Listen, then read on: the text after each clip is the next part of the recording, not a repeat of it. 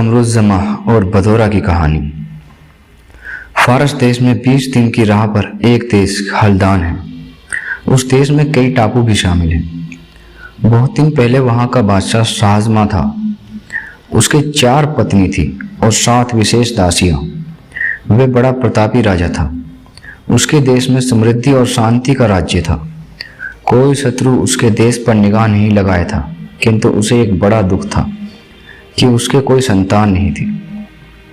एक दिन उसने अपने मंत्री से कहा कि मेरी अवस्था व्यर्थ ही बीती जा रही है और मेरे बाद इतने बड़े राज्य का क्या होगा, क्योंकि मेरे कोई संतान नहीं है। मालूम होता है भगवान भी मुझे भूल गया है। मंत्री ने कहा, पृथ्वीपाल, आप इस प्रकार की निराशा की बातें ना करें। भगवान के घर देर है, अंधेर नहीं। वे किसी को नहीं भूलता है। आप दीनतापूर्वक रात दिन भगवान से संतान की भीख मांगे। इसके अलावा फकीरों दरवेशों के आशीर्वाद लें तो मनोकामना पूर्ण होगी। मंत्री के परामर्श के अनुसार बादशाह ने पूरे जोर से धार्मिक कृत्य शुरू किए और फकीरों को खूब दान दिया और उनसे संतान का आशीर्वाद चाहा। कुछ काल के उपरांत उसकी रानी को गर्भ ठहर गया। 9 महीने के बाद उससे एक पुत्र का जन्म हुआ। बादशाह की खुशी का ठिकाना नहीं रहा। उसने लाखों रुपया फकीरों के दान और अपने अधीनस्थ कार्यकर्ताओं के इनाम पर खर्च किए। यहाँ तक कि उसके देश में कोई भी व्यक्ति भूखा नंगा नहीं रहा और महीनों तक राजमहल में उत्सव होता रहा। राजकुमार अत्यंत रूपवान था। उसका नाम रखा गया था कमरुज़्ज़मा। बादशाह ने उसके कुछ बड़े होने पर उसकी शिक्षा के लिए कई विशेषज्ञ नियुक्त किए, जो हर प्रकार के कला कौशल और विद्याओं में उसे शिक्षा देते थे। और तो सब ठीक रहा, किंतु शिक्षा के दौरान उस पर न जाने क्या प्रभाव पड़ा कि उसे स्त्रियों से घृणा हो गई। जब वह जवान होने लगा तो बादशाह ने उसे एक दिन अपने पास बुलाकर कहा, मैं चाहता हूँ कि तुम अब विवाह कर लो। तुम क्या कहते हो? शहजादे को इस बात से बुरा लगा।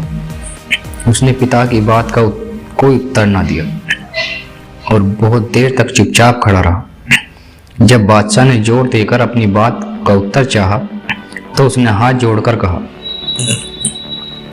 पिताजी, आपका आदेश ना मानना निश्चय ही बड़ी अशोभनीय बात है, किंतु इस मामले में मैं विवश हूँ। मैं विवाह बिल्कुल नहीं करना चाहता। सभी स्त्रियां झूठी और कुटिल होती हैं। बादशाह को यह सुनकर बड़ा क्रोध आया। उसने कहा, मेरा जी तो चाहता है कि तुम्हें अभी इस अशिष्टता का दंड दूं, किंतु मैं तुम्हें 1 वर्ष का अवसर देता हूं। किंतु 1 वर्ष के बाद भी शहजादा इस बात पर अड़ा रहा कि मुझे विवाह नहीं करना। उसने कहा कि मैंने सारी पुस्तकों में स्त्रियों की बुराइयां ही पढ़ी है, मैं कैसे उनका विश्वास करूं।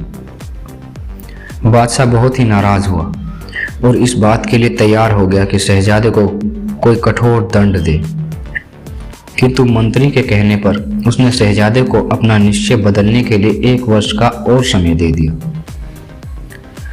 यह समय भी बेकार गया, क्योंकि शहजादा अब भी इस बात पर ही अड़ा था कि मैं विवाह नहीं करूंगा।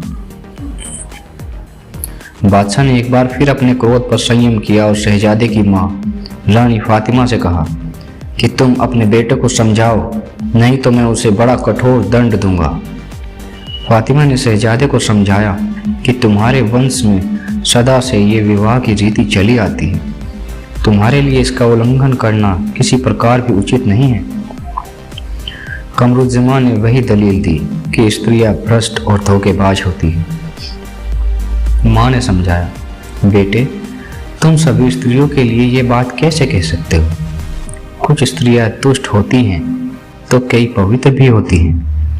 मैंने भी कई दुष्ट पुरुषों की कथाएं पढ़ी हैं, किंतु इसका मतलब ये तो नहीं हुआ कि सारे पुरुष दुराचारी होते हैं। किंतु माँ के लाख समझाने बुझाने पर भी शहजादा टस से मस ना हुआ। कुछ और समय बीता। अंत में बादशाह खुद पर संयम ना रख सका। उसने आदेश दिया कि शहजादे को एक पुराने और छोटे से मकान में, जिसमें हवा रोशनी भी ठीक से न आती थी, बंद कर दिया जाए। उसने कहा कि उसके लिए 2-4 कपड़े वहां रखवा दो और एक बूढ़ी दासी उसकी सेवा में रख दो और 2-4 पुस्तकें पढ़ने के लिए रखवा दो, किंतु उसे मकान से बाहर ना निकलने दिया जाए। लेकिन कमरुज़्ज़मा को कोई परवाह नहीं थी। वह आनंद पूर्वक उस मकान में गया, दिन में पुस्तकें पढ़ता रहा और रात को अपने पलंग पर लेटकर सो गया। उस मकान में एक कुआं था जिसमें जिन्नों के बादशाह ड्यूमर्स की परी बेटी मैमून रहती थी। रात को मैमून संसार भ्रमण के लिए रोज की तरह कुएं से निकली। उसे मकान में प्रकाश देखकर आश्चर्य हुआ कि यहाँ रहने के लिए कौन आ गया। यद्यपि शहजादे का शयन कक्ष बाहर से बंद किया हुआ था, तथापि परी को उससे क्या बाधा होती। वे कमरे के अंदर जाकर सोने के पलंग पर रेशमी चादर ओढ़कर सोते हुए शहजादे को एकटक देखने लगी। कमरुज़्ज़मा का अनुपम सौंदर्य देखकर वे ठगी सी रह गई। उसने धीरे से चादर खिसकाकर उसे सिर से पांव तक देखा।